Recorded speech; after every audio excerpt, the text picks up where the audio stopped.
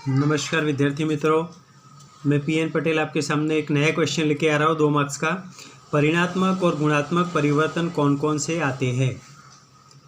कोई भी अर्थतंत्र में भूमि, पूंजी, श्रम और नियोजक जैसे साधनों के प्रमाण में और उत्पादकता में वृद्धि होने से राष्ट्रीय आय में होने वाली वृद्धि ये परिणात्मक परिवर्तन है।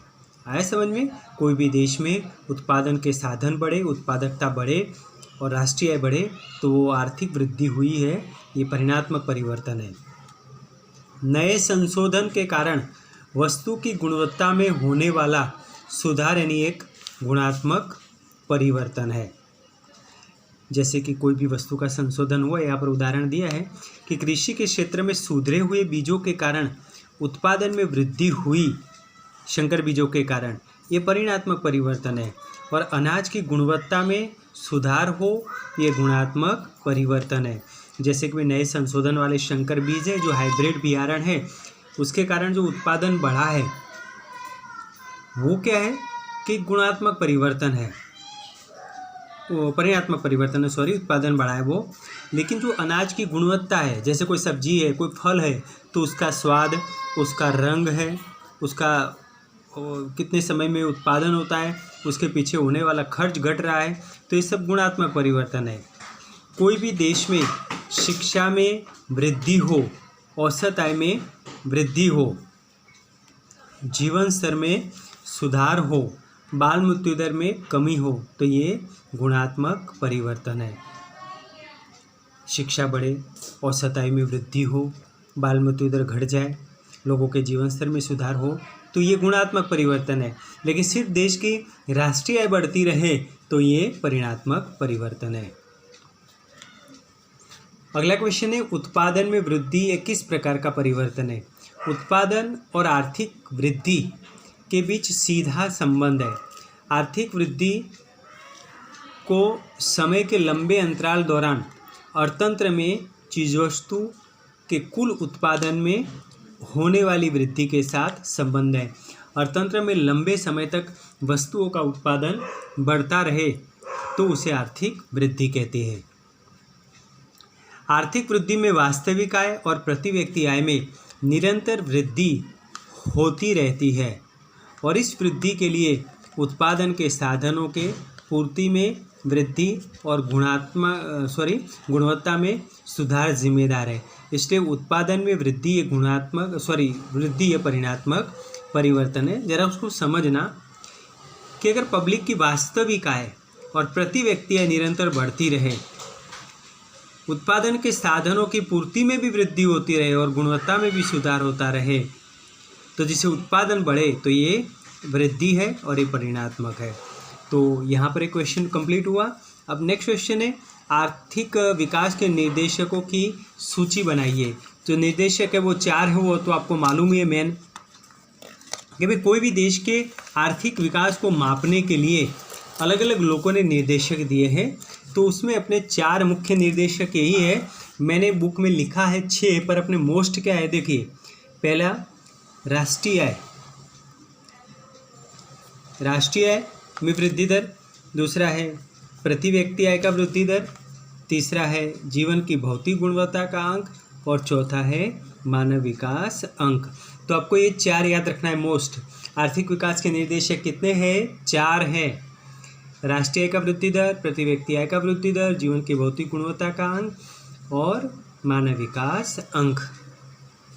अब अपना अगला क्वेश्चन है, आर्थिक वृद्धि की मर्यादाएं बताइए। जैसे कि देश में सतत उत्पादन बढ़ता रहे, साधनों का भी उत्पादन बढ़ता रहे, तो ये आर्थिक वृद्धि है। अभी आर्थिक वृद्धि के माइनस पॉइंट क्या है? तो पहला माइनस पॉइंट है, आर्थिक वृद्धि में सिर्फ परिणात्मक परिवर्तनों को ध्यान में रखा जाता है, गुणात्मक बातों को ध्यान में रखा जाता नहीं है। ये उसका माइनस पॉइंट है। देश में उत्पादन बढ़ा, ये परिणात्मक परिवर्तन है। पर अगर जो वस्तु की गुणवत्ता ना हो तो क्या मतलब है इसका? देश में गेहूं का उत्पादन तो हुआ, पर अगर वो गेहूं एकदम लो क्वालिटी के हैं, निम्न क्वालिटी के हैं, तो उसका क्या मतलब? तो वृद्धि में खाली परिणात्मक बातों को ध्यान में रखा जाता है, वो उचित माना जाता नहीं है। ये इसका माइनस पॉइंट है। आर्थिक वृद्धि में आय में वृद्धि होती है, लेकिन संस्था के और मनोवैज्ञानिक रुझान में कोई परिवर्तन नहीं होता है, वहाँ ही रहते हैं। यानी देश में आर्थिक वृद्धि तो होती है, लेकिन जो संस्थाकीय और मनोवैज्ञानिक रुझान है, सामाजिक संस्थाएं जो है अथवा तो और धार्मिक संस्थाएं और संस्थाएं हैं, प्लस लोगों की जो मानसिकता है वो तो वैसे की वैसी ही रहती है। तो ऐसे आर्थिक वृद्धि का क्या मतलब है? जैसे कुछ दुनिया के पिछड़े देशों में या विकासशील देशों में वृद्धि तो हो रही है, लेकिन जो संस्थाओं में परिवर्तन होना चाहिए। एक सामान्य मैं उदाहरण बता रहा हूँ कि वर्तमान समय में अपने देश में हॉस्पिटलों की संख्या तो बढ़ रही है, पर इसकी भी गुणवत्ता में जितना सुधार होना चाहिए वो तो नहीं हो रहा है। संस्थाएं तो उल्टे में भले संख्या बढ़ रही है, लेकिन इनकी क्वालिटी तो और भी खराब होती जा रही है। तो यानी संस्था के कोई परिवर्तन नहीं हुआ। मनोवैज्ञानिक लोगों की जो मानसिकता में सुधार आना चाहिए वो नहीं हुआ। लोगों की इनकम बढ़ी, लोगों का उत्पादन बढ़ा, सुविधाएं बढ़ी, वृद्धि हुई ज़रूर, लेकिन जो मानसिकता में परिवर्तन आना चाहिए वो नहीं आया है। मानसिकता तो और भी खराब हो गई। तो ऐसी वृद्धि को वृद्धि मानी जाती नहीं है। ये तो सिर्फ एग्जाम्पल में आपको समझ में आए इसीलिए बता रहा हूँ। यानी कहने का मतलब ये है कि भाई आर्थिक वृद्धि में आय में वृद्धि होती है, लेकिन संस्थाकीय और मनोवैज्ञानिक रुझानों में कोई परिवर्तन होता नहीं है। तीसरा माइनस पॉइंट है, आर्थिक वृद्धि सर उत्पादन में हुई वृद्धि दर्शाता है, इसलिए इसका ख्याल संकुचित है।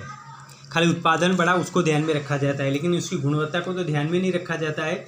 इसलिए वृद्धि का ख्याल कैसा है? संकुचित है, संक्षिप्त है, विस्तृत नहीं है।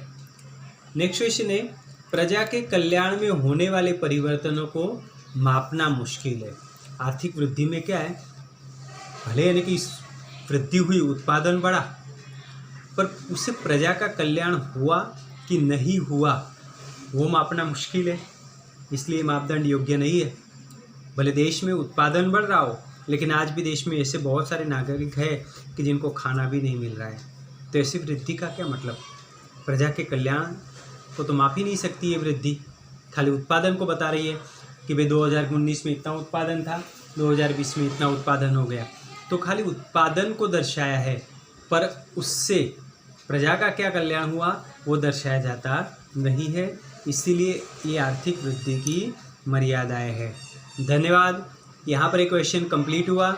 नया क्वेश्चन लेकर फिर से मैं आपके सामने उपस्थित हो जाऊँगा।